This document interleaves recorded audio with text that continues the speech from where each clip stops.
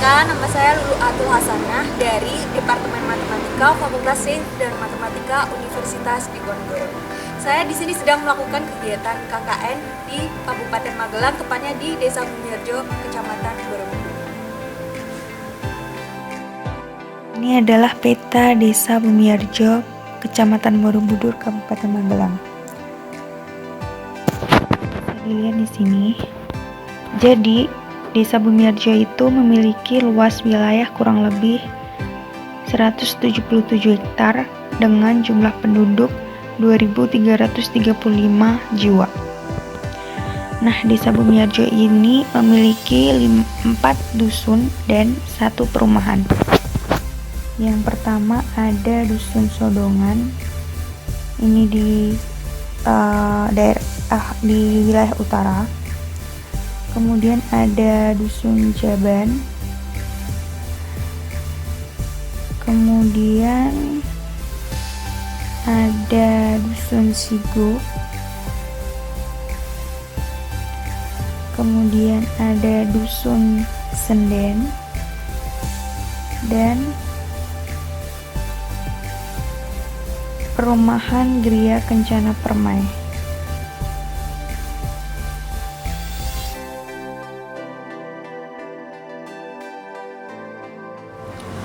Ya, perkenalkan, nama saya Wahyu Nurman. Saya sebagai kasih pelayanan di Desa Bumiharjo. Saya akan memberikan sedikit kendala atau masalah yang ada di Desa Bumiharjo. Yang pertama dari segi alam. Alam di sini di Bumiharjo tahun kemarin 2019 mengalami bencana alam berupa kekeringan. Sehingga banyak sekali dari desa kita di 5 dusun itu mengedrop air yang dari Ngerajek sama Sumbung. Jadi banyak sekali dari mereka yang relawan memberikan air bersih kepada kita. Untuk sebenarnya dari masyarakat sendiri dari kekurangan air itu sudah ada di Desa Bumiharjo, tepatnya di sebelah timur Desa Siguk, Dusun Siguk itu ada mata air namanya Kaliwinong. Dulu pernah tahun 2015 itu diusahakan untuk menaikkan air dari sana sampai ke atas. Namun setelah selesai acara atau proyek tersebut tidak ada serah terima dan langsung proyek itu mangkrak sebelum jadi.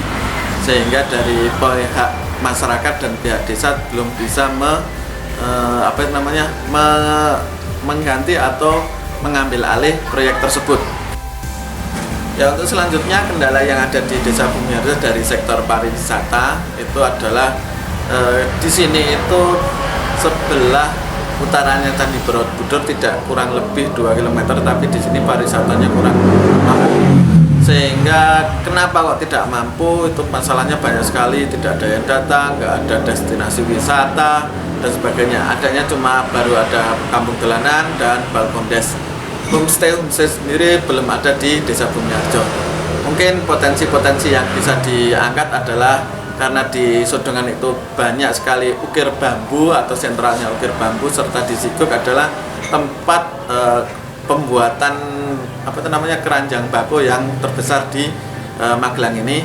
Mungkin itu bisa diangkat menjadi pariwisata atau penarik wisatawan.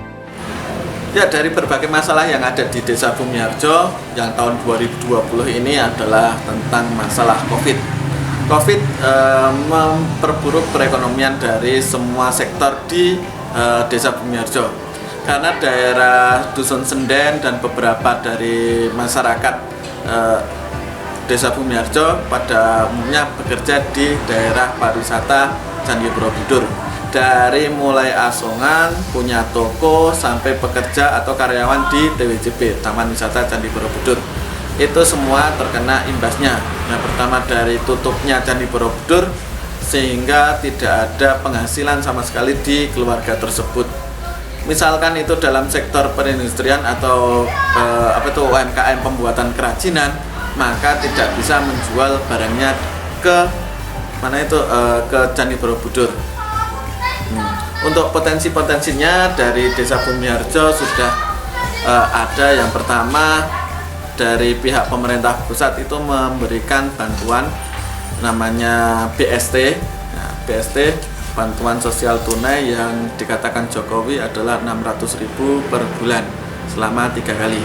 Untuk yang dari sembako sendiri sudah digalakkan atau dinaikkan dan ditambah dengan perluasan sembako di Desa Bumiharjo. Untuk penambahannya, alhamdulillah Desa Bumiharjo untuk BSD ada 45 dari pos dan 3 dari bank atau himbaran. Yang dari sembako sendiri ada 135 dan perluasan sembako 144.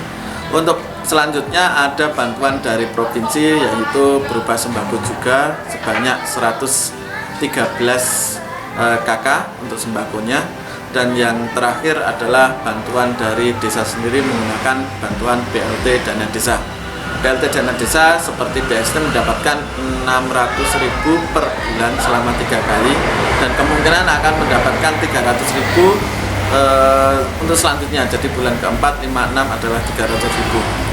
Dan selanjutnya adalah semua bantuan tersebut itu dinamakan dengan JPS, jaminan pengaman sosial. Dan dari KPK sendiri bahwa JPS yang mendapatkan bantuan harus masuk dalam DTKS. Apabila tidak ada dalam DTKS, maka desa wajib mengusulkan dalam DTKS. Maka dari ini kita minta bantuannya kepada yang KKN di sini untuk memasukkan data-data di DTKS, menggunakan pencacah di warganya, door to door, dan masukkan untuk aplikasi SIG-NG.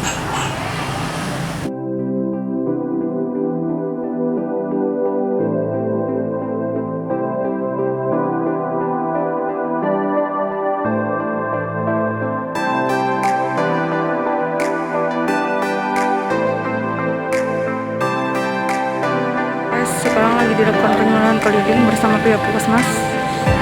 Ini udah sampai dusun ya.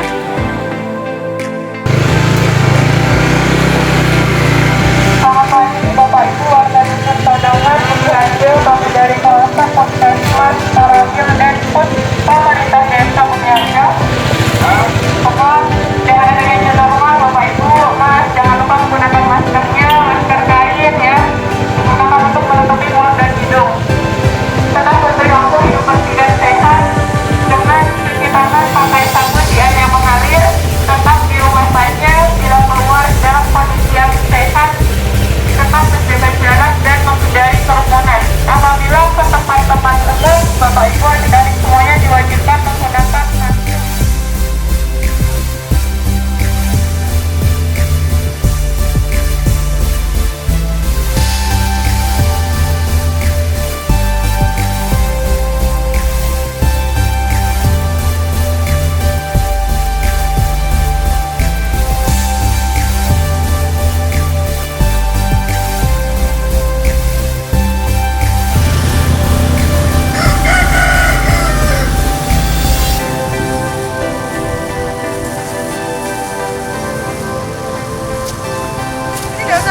Enggak. Ada.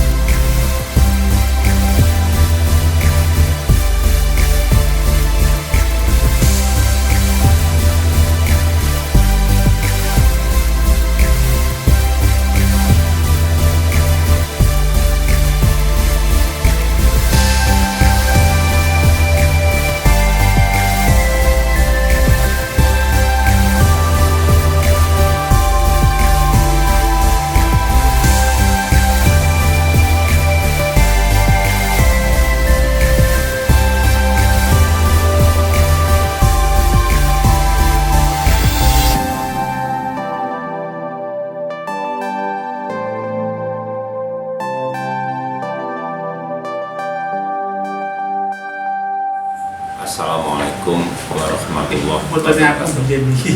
Izin mengenalkan, saya adalah Margito, Kepala Desa di Desa Bumiarjo, Kecamatan Borobudur, Kabupaten Magelang.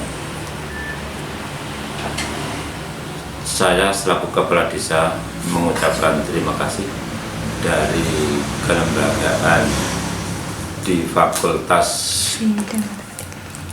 Matematika Universitas Undip Semarang yang telah mempercayakan salah satu mahasiswanya untuk melaksanakan kegiatan KKN di desa kami.